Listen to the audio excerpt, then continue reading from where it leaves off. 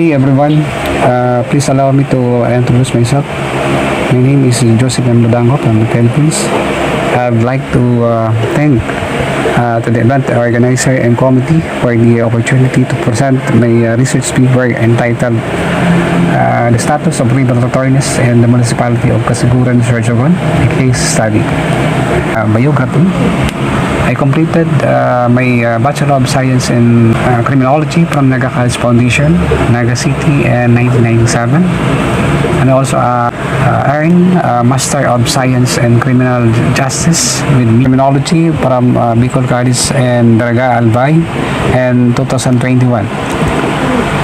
Currently, I am enrolled as a full-time scholar of the Commission on Higher Education under the scholarship for staff and instructor in Knowledge Advancement Program, SICAP, at the University of the Cordilleras, Baguio City, for the degree of Doctor of Philosophy in Criminal Justice with a specialization in criminology.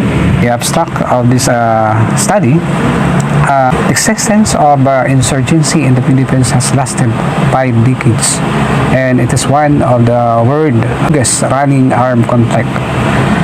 The revolution had evolved into a social movement with an array of above-ground parties collaborating with an underground guerrilla force to conduct an unending insurgency against the Philippine government, with units stationed across the nation from Luzon to Mindanao, Palawan to Samar. The present administration wishes for long-term peace in the country, with the government a serious goal of putting an end to the country's communist insurgency and improving the lives of former rebels through various interventions. One of the most effective programs that provide long-term benefits for its recipient is livelihood aid. The study was facilitated through the case study approach that focus on the lived experiences of rebel returnees during and after the surrender. And this descriptive qualitative study recognizing the specific phenomenon. The researcher also prepared and used interview guide questions and interview protocols in compliance with the Data Privacy Act of 2012 and recorded the one-on-one interviews with the participant. The statement of the rebel returnees was presented and analyzed thematically.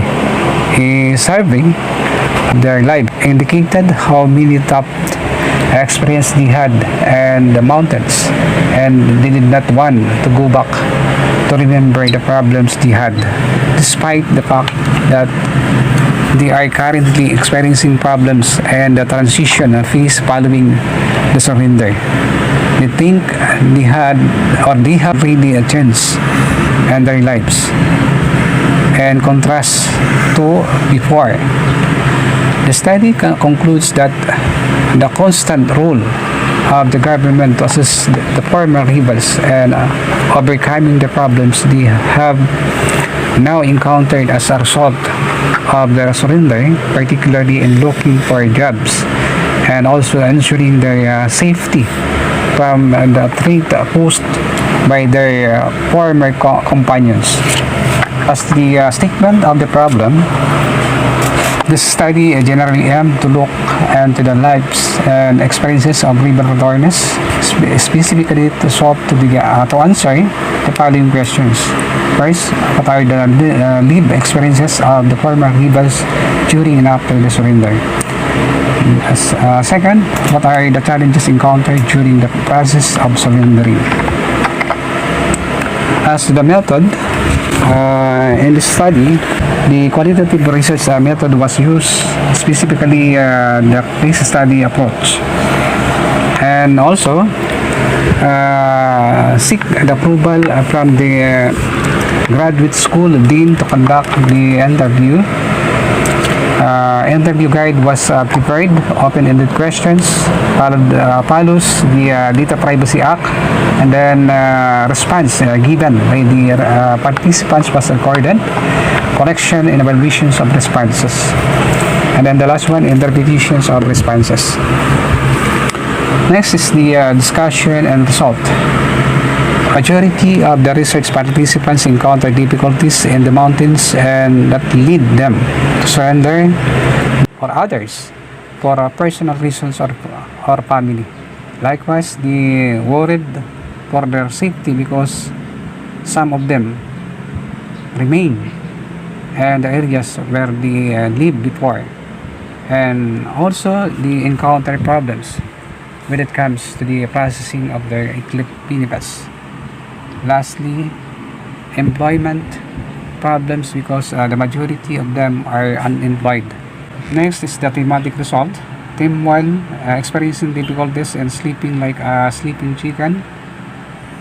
Objective number 1, what are the lived experiences of the former rebels during and after surrender?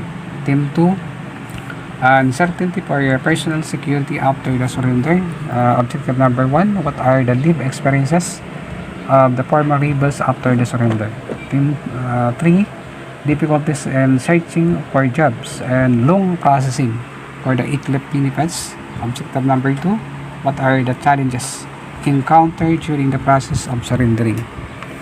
The overall number of participants in this study was 7, with 3 females and 4 males, but the majority of them holding a critical position in their organization before. The next one is the conclusion. Based on the revelations of the rebel returnees, it is concluded that they joined the New People's Army not because they wanted to, but because of the communist group strong methods, notably the current issues against the government. However, the main reasons for the rebel returnees surrender are the difficulties of living in the mountains, as well as for the sick of their families, particularly those members who are already married. The majority of the rebel returnees have legally surrendered to the government, and those who have publicly surrendered have been granted amnesty and financial aid. Furthermore, the rebel returnees are them free since they may walk freely in the neighborhood, but they remain concerned about their safety from former comrades who may do something unpleasant to them. That's all my presentation for today's event. Thank you.